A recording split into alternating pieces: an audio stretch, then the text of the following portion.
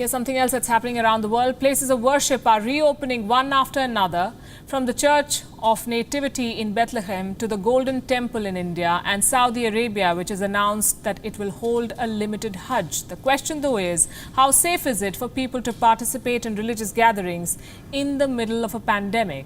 Is it worth risking your life?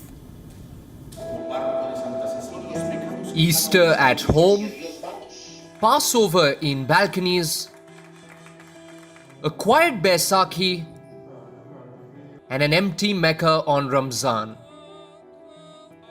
These visuals define this year's religious calendar, one marked by somber events and prayers at home to combat the Wuhan virus.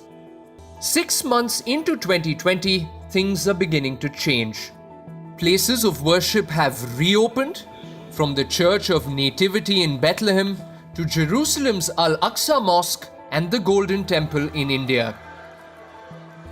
The latest is an announcement from Saudi Arabia.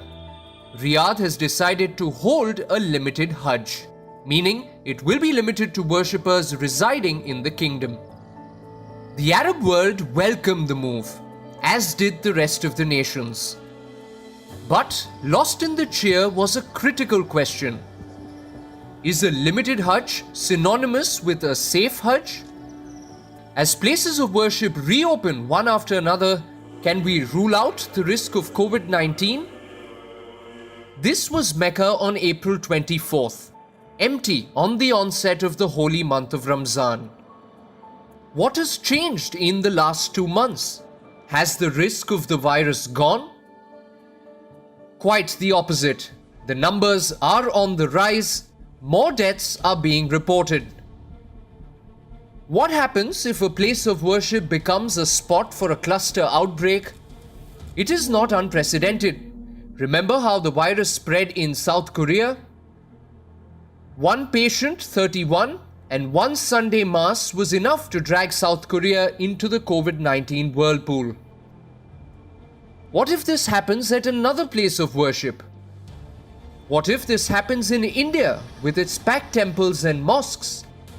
It sounds ominous and is highly probable, even when organizers say the number of visitors will be limited. Look at what happened in Puri at the Jagannath Rath Yatra or the Chariot Festival.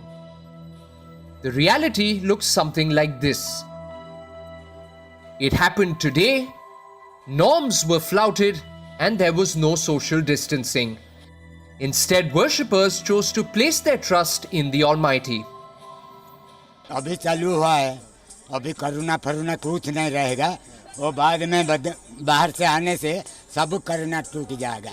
कोई विश्वास है, मेरा विश्वास है से तो हम बोला जो जरूर रथ चलेगा। ऐसे राजा का बाड़ी का पास हम बोला का जरूर रथ चलेगा। Similar sentiments were echoed in Indonesia in mid-April. When the world was respecting a modified Ramzan, worshippers in Aceh province wanted to pray together. With us praying together, we hope God Allah will bless the world and that this pandemic will be over soon. Because we believe if we pray together, Allah will answer our prayers. Today, Indonesia has nearly 50,000 cases. Even God helps those who help themselves. Is it too hard to stay at home and pray at home for one odd year? Bureau Report, WION World is One.